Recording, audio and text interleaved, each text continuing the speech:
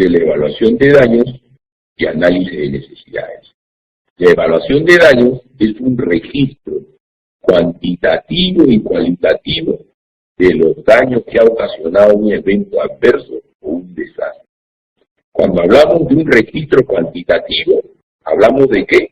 De cantidades. Cuando hablamos de un registro cualitativo, ¿hablamos de qué? De porcentajes. Entonces, esto significa que en nuestro formato que nosotros vamos a utilizar, se registran cantidades y se registran porcentajes de daños.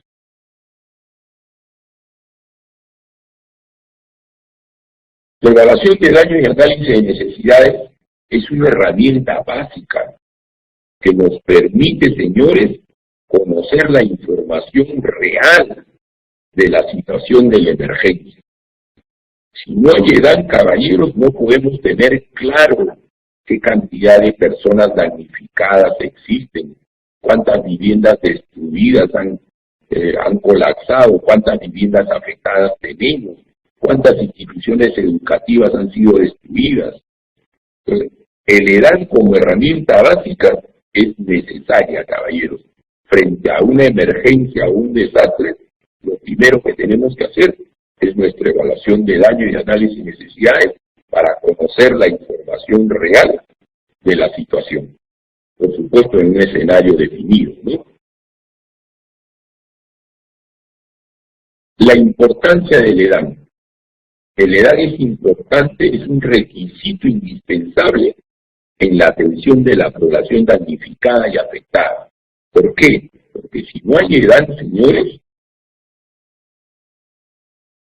si no hay EDAN, entonces no podemos proporcionar la ayuda humanitaria correspondiente. Señores, señoritas, el EDAN es importantísimo. Por lo tanto, antes de proporcionar cualquier ayuda humanitaria, tenemos que levantar esta información. El EDAN es importante también, señores, señoritas, para la entrega de dotación de alimentos por parte del INDEC, tanto para las familias damnificadas y también afectadas. Entonces, no podemos entregar alimentos si no tenemos nuestro EDAN. Asimismo, es importante porque a través del EDAN vamos a hacer nuestro registro en el SINPAC. El SINPAC es el Sistema de Información Nacional para la Respuesta y Rehabilitación.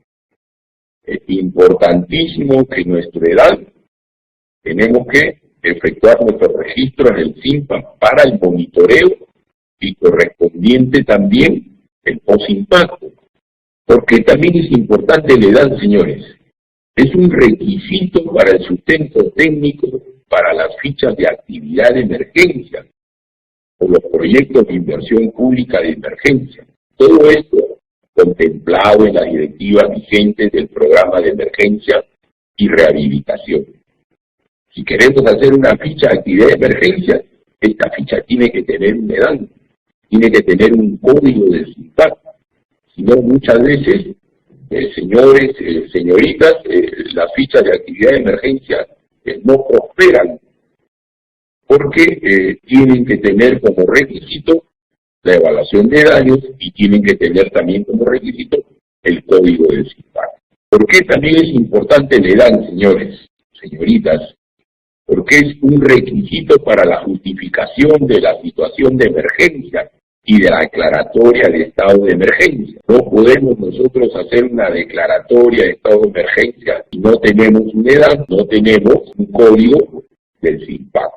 Todo esto contemplado en el Decreto Supremo 048-2011 PCM, que es el reglamento del Sistema Nacional de la Gestión del Riesgo de Desastre, ¿no?, en su artículo 67 sobre los procedimientos de la declaratoria de estado de emergencia. Finalidad del EDAN. La finalidad del EDAN, señores, señoritas, es tener la información necesaria para determinar ¿qué? Las necesidades. Yo no puedo determinar, ningún gobierno local, ningún gobierno regional puede determinar necesidades si no tiene el EDAN. Con esto, ¿a qué conlleva? A tomar pues decisiones oportunas, a tomar decisiones adecuadas, prioritarias. Entonces, la finalidad del EDAN, ¿no?, es lo que estamos mencionando. Características del EDAN. El EDAN tiene tres características importantes: objetiva, oficial y dinámica. ¿Por qué es objetiva? Porque registra los daños de manera real de lo acontecido, de lo ocurrido. Es oficial, ¿por qué? Porque la avisa, la firma y es remitida por la autoridad del gobierno regional y local. No hay más, señores, señoritas, es oficial. El que firma los formatos del EDAN es el presidente regional, por los alcaldes a los niveles, tanto provinciales como distritales. Y es dinámica porque nos proyecta los posibles daños secundarios y las probables necesidades que esto genere a fin de anticiparnos a sus efectos para la toma eficaz de decisiones. En la evaluación preliminar tenemos la primera apreciación cuantitativa y cualitativa. Esto está más que todo basado en una aproximación de lo ocurrido.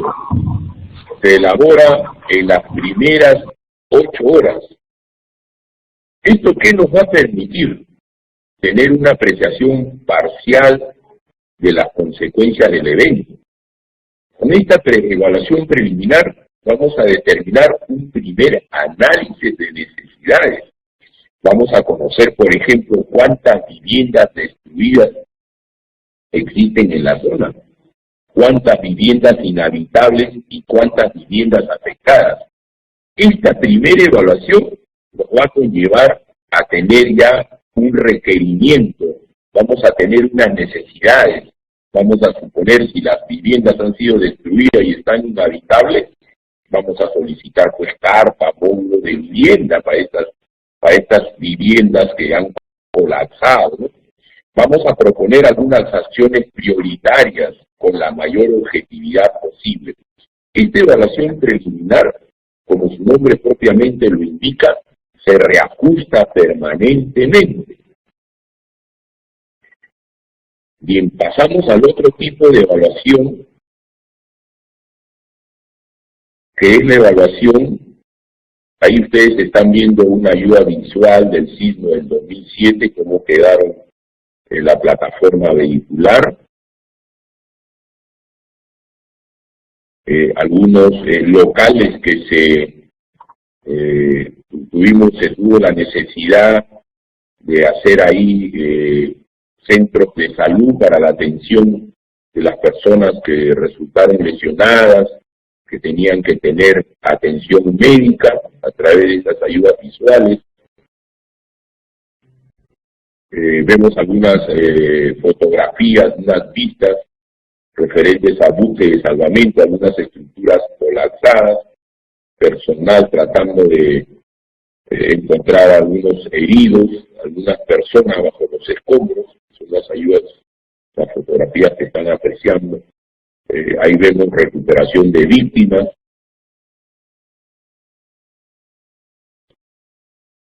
Y entramos al otro tipo de evaluación complementaria. Esta evaluación complementaria es una evaluación posterior a la inicial. Se elabora también en lo posible en las primeras 72 horas. En lo posible, dentro de este tiempo de 72 horas. Esto nos permite apreciar mucho mejor las consecuencias del evento.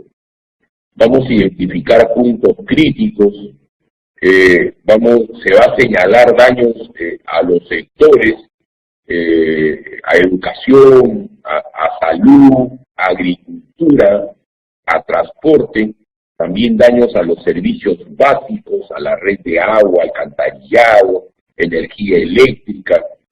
Y este tipo de evaluación complementaria vamos también a complementar nuestro análisis de necesidades, ¿no?, de acuerdo a la evaluación que se haya levantado.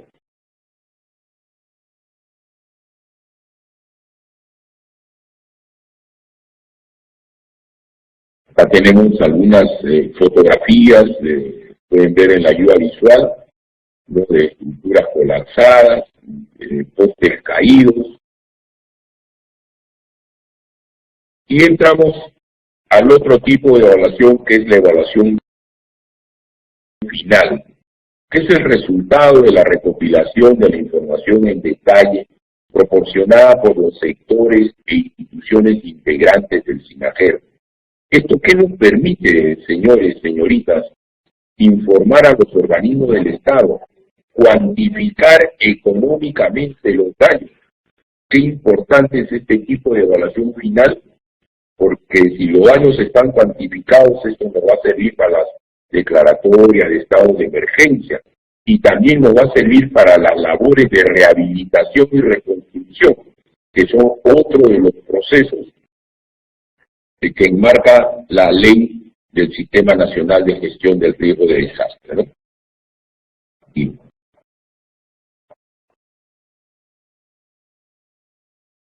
acá en esta ayuda visual ustedes pueden ver el impacto producido por un evento y cómo los voluntarios, el voluntariado de emergencia y rehabilitación, así como también aquellas instituciones que tienen evaluadores de daño, trabajan la parte correspondiente a uno de los subprocesos del proceso de la respuesta, que es el análisis operacional, en otras palabras, el EDAN. Podemos ver, llega la información al centro de operaciones. El centro de operaciones transmite esta información al grupo de trabajo del gobierno regional o local donde se haya producido el evento.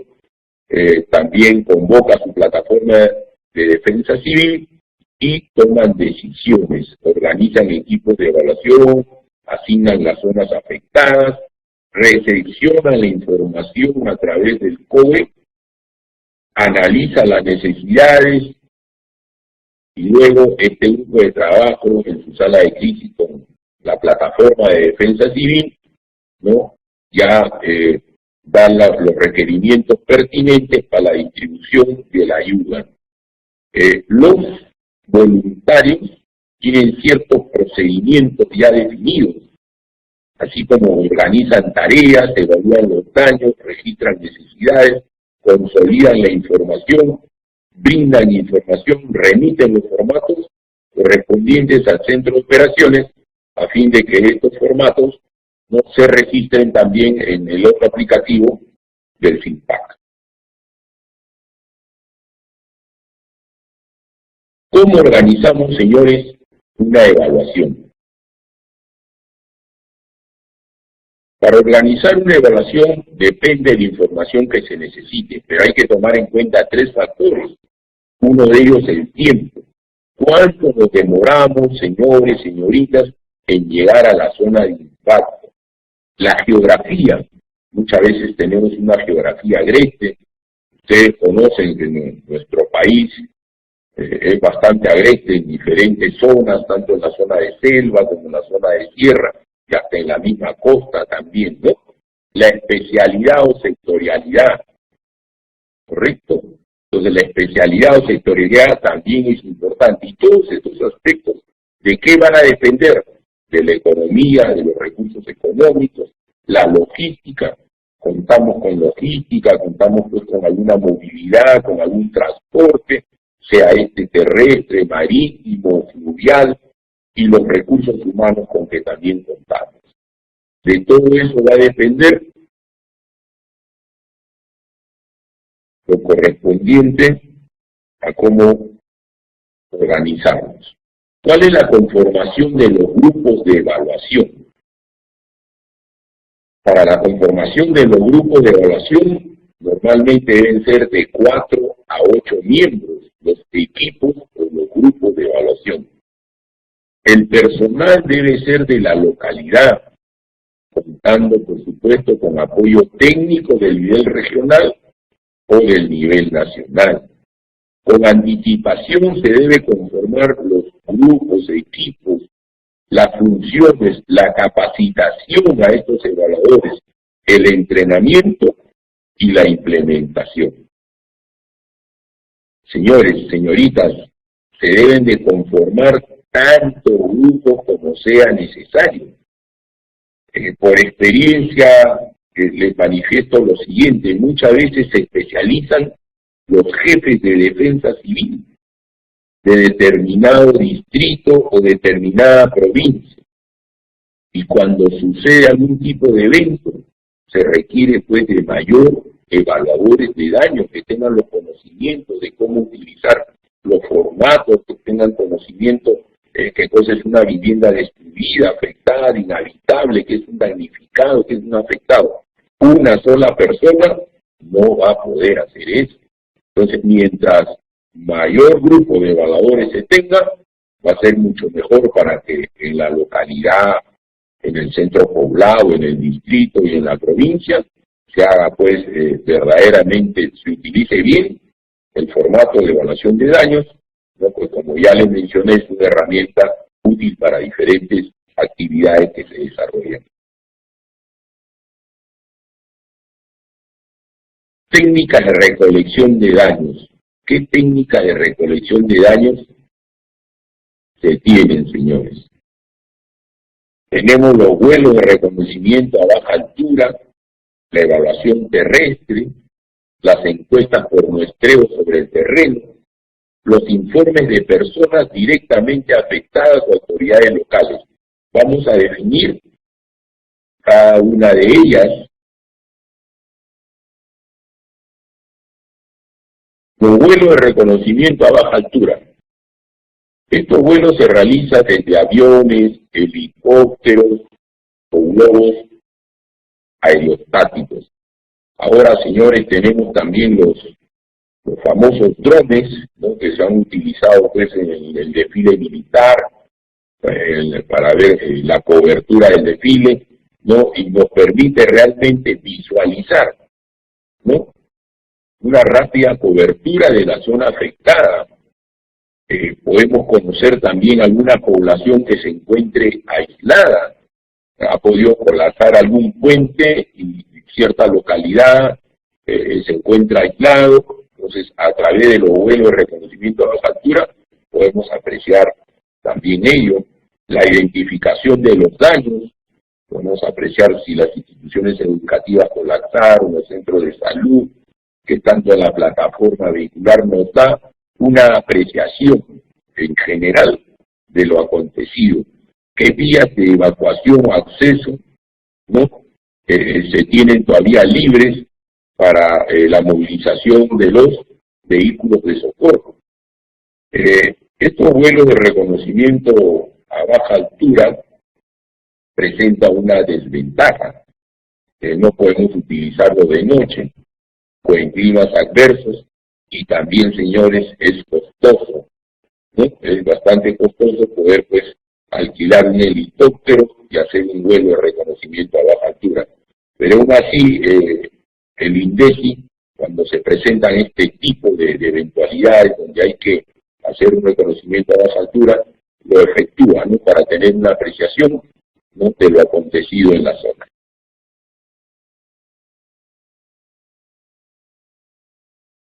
Es una ayuda visual, ahí podemos apreciar. Una de las vistas es de la iglesia de San Clemente, ¿no?, en la zona sur de nuestro país, en Pisco, ¿no?, que colapsó. Ahí realmente se llevaba a efecto pues, un evento eclesiástico, muchas personas fallecieron, pero el cura fue uno de los que pudo sobrevivir realmente cuando lo rescataron. Una sola persona ahí en la iglesia de San Clemente en Pisco. La evaluación terrestre. La evaluación terrestre es el desplazamiento de los evaluadores. Esto se realiza a través de la superficie. ¿Qué nos permite la evaluación terrestre? Nos permite una apreciación cualitativa y cuantitativa de los daños. Nos permite un contacto directo con el poblador. Muchas veces los pobladores no quieren salir de su vivienda. Entonces ahí el evaluador de daños tiene que brindarle recomendaciones y decirle su vivienda pues se encuentra severamente dañada, no guarda condiciones de seguridad, es mejor que usted no evacúe y se ubique en los campamentos, en los albergues que se han instalado, porque frente a un sismo, los sismos, ustedes saben, señores, señoritas, existen las réplicas. De repente viviendas que no han colapsado en la primera actividad sísmica, puede hacerlo en las réplicas. Entonces, por eso el evaluador, mediante esta evaluación terrestre, tiene un mayor acercamiento a la población, ¿no? Puede brindar algunas recomendaciones y sugerencias. La evaluación terrestre es utilizable en cualquier momento y en condiciones adversas, pero también presenta una desventaja. Habíamos mencionado el reconocimiento aéreo, podíamos tener una cobertura total del impacto ocurrido, pero en la evaluación terrestre no podemos cubrir amplias zonas geográficas, no podemos apreciar la magnitud total del desastre, solamente hasta donde la vista nos alcance, ¿no? Es una de las desventajas de esta evaluación terrestre. Tenemos también las encuestas por muestreo sobre el terreno, ¿no? Se utilizan técnicas de muestreo para la cuantificación del daño, midiéndose a partir de pequeñas muestras. Se registra datos a través de entrevistas y encuestas a personas directamente afectadas. Mediante estas encuestas por muestreo, esto nos permite una valoración rápida de los daños globales, menos costos en recursos. Pero también tiene su desventaja. Utilizar estas técnicas no siempre son disponibles y realmente su resultado es una aproximación. No tenemos un dato exacto, ¿no? Por lo tanto solamente nos da una visión panorámica de lo que ha acontecido. La mejor evaluación para estos casos es la evaluación terrestre. Aquí vemos algunas vistas, la ayuda visual de cómo se efectúa el levantamiento de las personas. Y tenemos también el informe de personas directamente afectadas a autoridades locales. A través de ellos se reciben datos de las personas damnificadas, de las personas afectadas, de las viviendas que han quedado destruidas, especialmente de las autoridades. Esto nos permite conocer con rapidez la situación, ¿no? Pero tiene su desventaja. La información que nos proporciona no es confiable. Con regularidad las autoridades sobredimensionan los daños para adquirir recursos que nunca han obtenido, ¿no? Muchas veces, no en todas, ¿no? Las autoridades pues sobredimensionan. Vamos a pedir el doble para que nos puedan dar lo correcto, ¿no? A veces es un dicho que manifiesta, ¿no? Entonces, esto realmente, en los informes de personas directamente afectadas, autoridades locales, no es muy confiable que digamos, ¿no? Otras técnicas son las aerofotografías, las imágenes satelitales, los sistemas de sensores remotos, los drones, como también ya lo hemos mencionado, ¿no? Todo ese es otro tipo de técnicas para poder tener pues un conocimiento real de lo acontecido en determinada zona. Elementos necesarios para la evaluación. Señores, señoritas, así como el policía, cuando hace su servicio, lleva su chaleco, lleva su uniforme, lleva su revólver, su pistola, lleva su vara, etcétera. Los evaluadores, cuando salen al campo, requieren de ciertos elementos necesarios para la evaluación. Uno de ellos es el mapa del área o región afectada. Si es posible, también el mapa de riesgo. La información previa de la zona afectada, entre ellos pues población, estructura, la distribución geográfica, las condiciones climáticas, para poder conocer con qué rompe el evaluador debe ir a ciertas localidades, las condiciones de enfermedades prevalecientes de la zona, a fin pues de ir vacunado a cierta zona donde, por ejemplo, pues hay ciertas plagas, epidemias de dengue, no más que todo en nuestra zona de selva, ¿no? Entonces, esa información tiene que conocer el evaluador antes de poder llegar a ciertas zonas. Los antecedentes sociopolíticos, si bien es cierto ya el terrorismo, bueno, en muchos lugares ha sido pues ya descartado, quedan todavía en algunos brotes en ciertos departamentos, ¿no? Entonces siempre es bueno que el evaluador tenga este contexto, este conocimiento de qué informarse antes de llegar a determinada zona o localidad. La idiosincrasia, ¿no? Qué costumbres, qué tradiciones tienen realmente los pobladores de determinada zona, ¿no? Asimismo, otro elemento necesario que debe contar el evaluador son los recursos disponibles. ¿Qué instituciones de respuesta se encuentran en la zona? Si cuenta con salud, si existe la Policía Nacional. Conocimiento también debe tener el evaluador de la infraestructura de servicios, red de alcantarillado, energía, las vías de comunicación, la historia de desastres ocurridos en años anteriores y también un directorio de los posibles contactos de la zona, ¿no?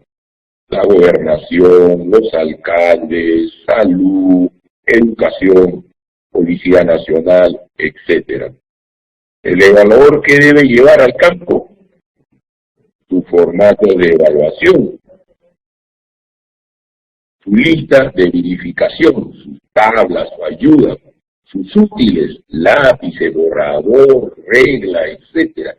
Como ya le manifesté, es como el policía que sale a hacer su servicio con todo su armamento, su vestuario, igualito el evaluador debe de tener en cuenta todos estos aspectos, ¿no? ¿Con qué voy a salir yo al campo a evaluar?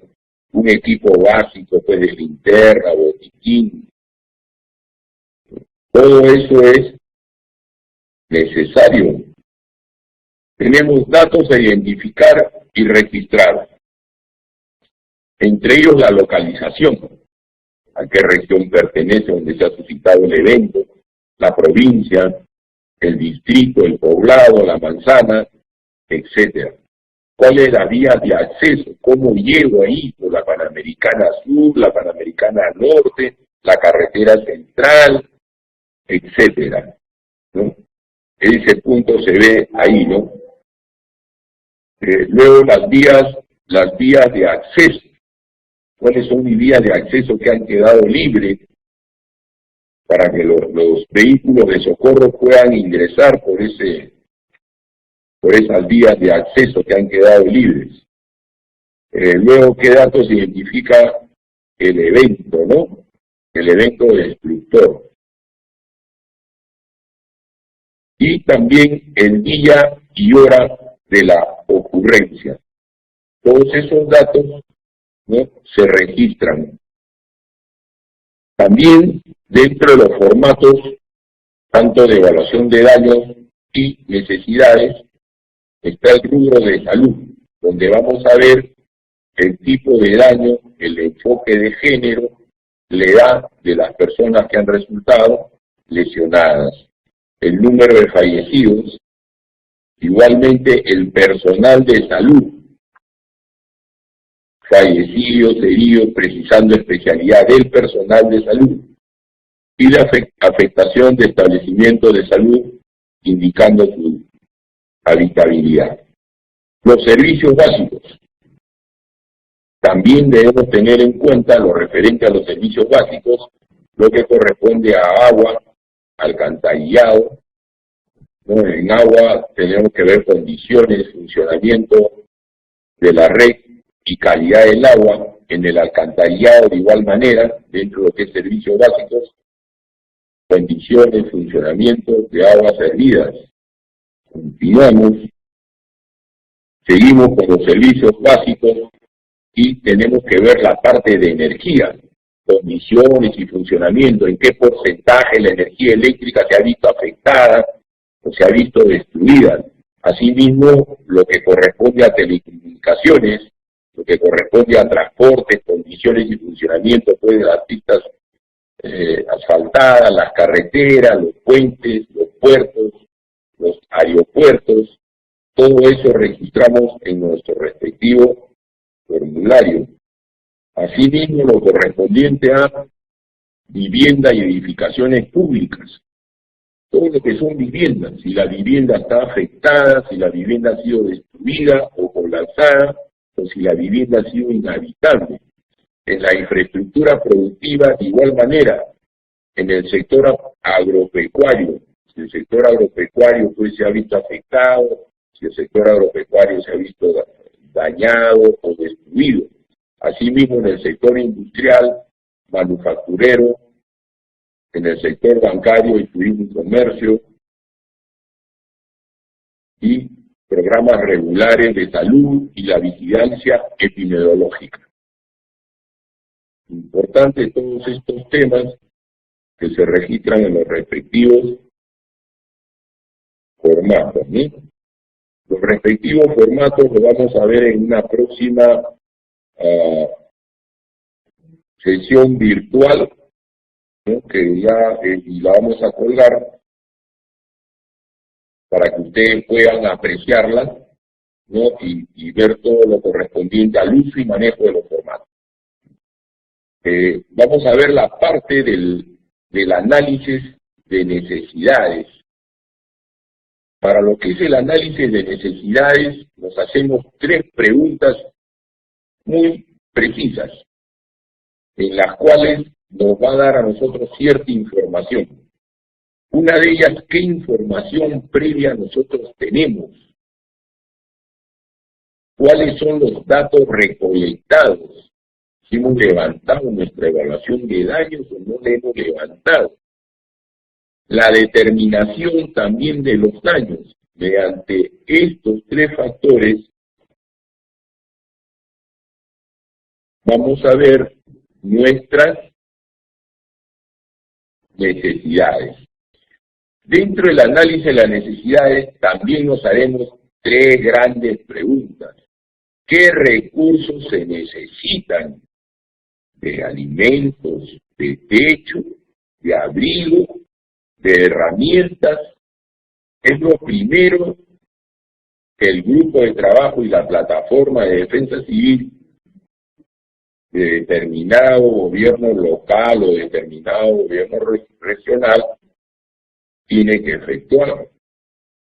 ¿Qué recursos se necesitan? ¿Cuáles de ellos están disponibles localmente? Contamos localmente de esos recursos a través de nuestros almacenes, tanto regionales o locales. Y si no los tenemos, ¿qué recursos debemos solicitar como ayuda externa? Bajo esos 3 aspectos, continuamos con la siguiente ayuda visual. En un desastre, señores, señoritas, las necesidades van a ser muchas. Eso sí, ténganlo bien presente. Vamos a requerir de techo, vamos a requerir de alimentos, vamos a requerir de herramientas, vamos a requerir pues de abrigo, etcétera. Muchos van a ser las necesidades.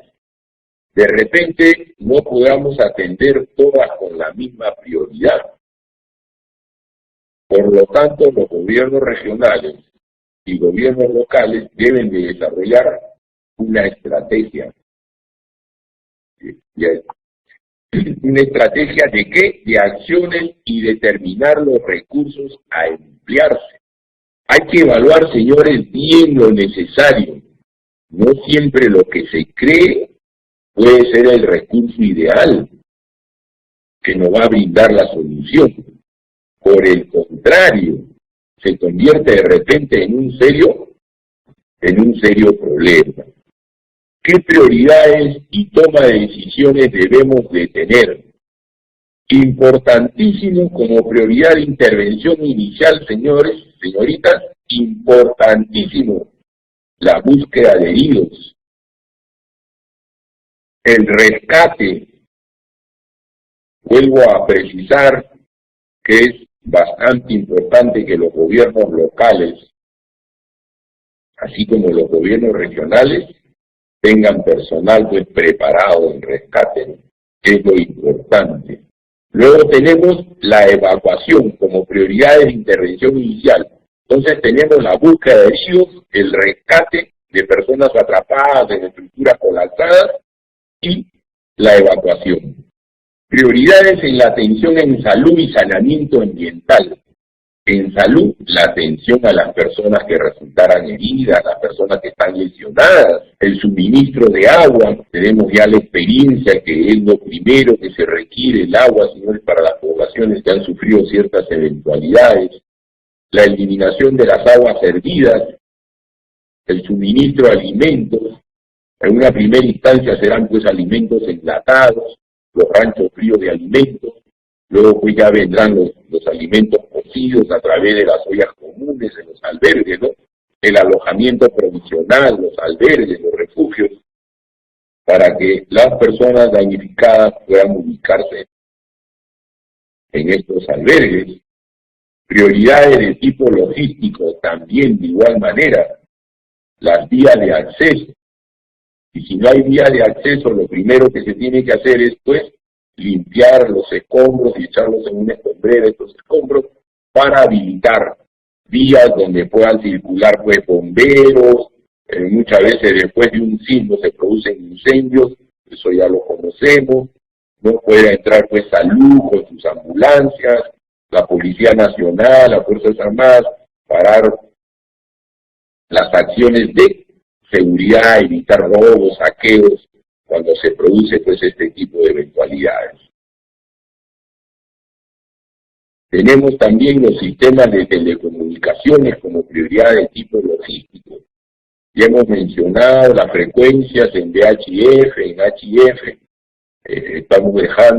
Vamos a enviar también por correo estas informaciones, los insumos básicos.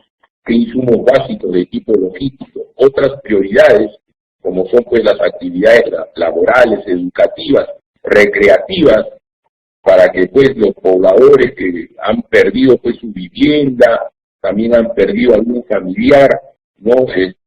Puedan salir de ese estado mental en que se encuentran, ¿no? Y los aspectos de seguridad a través de las Fuerzas Armadas y la Policía Nacional. Importante que los gobiernos locales, señores, en la etapa pre, tengan un inventario de recursos para fines de atención de eventualidades y emergencias. Tenemos que tener identificados los recursos que se necesitan para la atención de la emergencia. Se deberá contar, pues, con un inventario de recursos locales y determinar si autosuficiencia o se necesita solicitar ayuda externa. Entonces, qué importante, señores, es que los gobiernos regionales, los gobiernos locales, tengan pues un inventario de recursos humanos.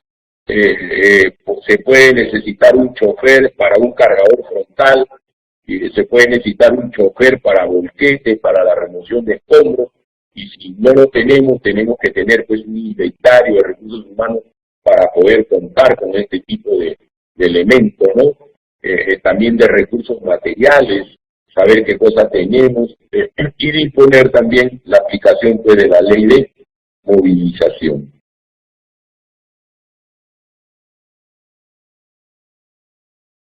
Recursos que deben solicitarse como ayuda externa. Recursos que deben solicitarse como ayuda externa. Se considera ayuda externa a todo recurso que no está disponible en la localidad. Como dicen, los recursos externos solicitados deben ser los estrictamente necesarios. No podemos nosotros solicitar algo que no necesitamos. Lo que se necesite, eso se solicita. Los listados deben ser cortos y precisos. Los listados de los recursos que se solicitan como ayuda externa deben ser cortos y precisos, porque de lo contrario retrasará pues la imposibilidad, ¿no?, de poder contar con este tipo de recursos.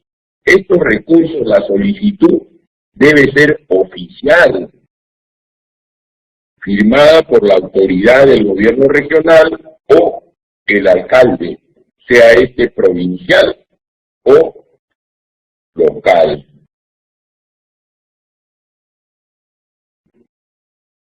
Responsables del EDAN. ¿Quiénes son los responsables del EDAN, señores? Esta ayuda visual ya la vimos anteriormente. Vamos a ver los responsables del EDAN mediante esta ayuda visual. Bien, los responsables del EDAN son aquellos equipos que se han conformado como evaluadores, los voluntarios de emergencia y rehabilitación que han seguido el curso y han sido certificados para este curso de taller EDAN, los sectores que cuentan también con evaluadores de daños, aquellas entidades privadas también que han participado dentro de lo que es la evaluación de daños. Mediante esta ayuda visual podemos ver que producido el evento, la información llega al COE y este es transmitida al grupo de trabajo y la plataforma de defensa civil para la toma de decisiones. Se organizan equipos de evaluación, se asignan las zonas afectadas. Esta ayuda visual ya la hemos visto ya inicialmente, no es solamente para precisar algunos aspectos, ¿no?, referente a la conformación de los actores principales, como son los equipos EDAN, los voluntarios, los sectores, las entidades privadas, los voluntarios de emergencia y rehabilitación.